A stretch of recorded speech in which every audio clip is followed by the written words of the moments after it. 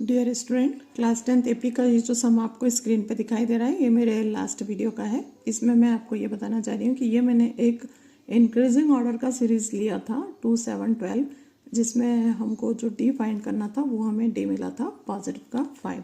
तो मेन ये दिखाने का मेरा आपको इंटेंशन ये है कि मैं आपको ये रिमाइंड कराना चाह रही हूँ कि जब सीरीज़ मेरी इंक्रीजिंग ऑर्डर में होगी तो डी मुझे पॉजिटिव मिलेगा। इसी के साथ में मैं आपको ये भी मेंशन करती हूँ अभी नेक्स्ट सम में कि जब हमारा सीरीज डिक्रीजिंग ऑर्डर में होगा तो डी जो है वो हमको नेगेटिव मिलता है। तो यहाँ पे हम ये दूसरा प्रॉब्लम लेकर के आए हैं जिसमें डी जो एपी जो है वो हमारा डिक्रीजिंग ऑर्डर में है, कम होते हुए में है। 21 था, फिर माइनस हुआ 18 हुआ, माइनस हुआ 15 हुआ। तो ये डिक्रीजिंग ऑर्डर में है। तो जैसा कि मैंने आपको बताया अभी डी जो है वो हमें नेगेटिव मिलेगा। कैसे मिलेगा? सबसे पहले हम डी फाइंड करते हैं। D is equal to A2 minus A1। मैं डी फाइंड कर रही हूँ। A2 है 18 माइनस 21 है, 18 में से 21 जाएगा तो -3 आएगा। ये मुझे -3 मिला।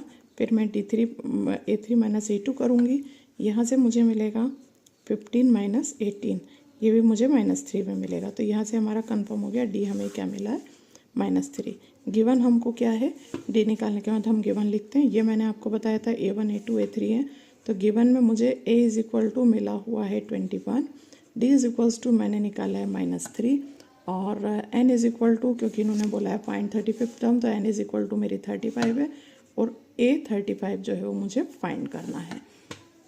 तो अब हम लगाएंगे फॉर्मूला जो कि हमको वी नो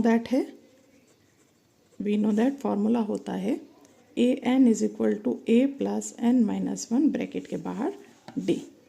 an यहाँ पे कौन सा है, ये 35th टर्म है, इसलिए a 35 आएगा, a प्लस आएगा n माइनस 1 ब्रैकेट के बाहर d। a 35 फाइंड कर रहे हैं तो a मैंने 21 लगाया, यहाँ 35 माइनस 1 करा और ब्रैकेट के बाहर मैंने 3 कर दिया। अब ये देखिए 21 प्लस ये हो गया 34 और ये हो गया -3। यहाँ पे 21 प्लस चल रहा है मेरा, साथ में इन दोनों की मैंने मल्टीप्लाई करी तो -102 आया है मेरे पास। साइन मैंने सॉल्व कर लिया, प्लस माइनस माइनस होता है।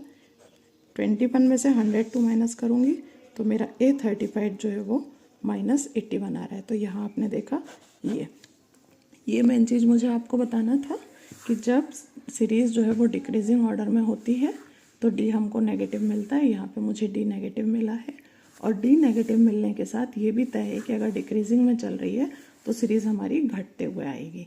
तो ये चीज़ आपके लिए मेन है ध्यान रखने की। इनको ध्यान रख के करिए कि डी कब पॉजिटिव आता है और डी कब नेगेटिव आता है।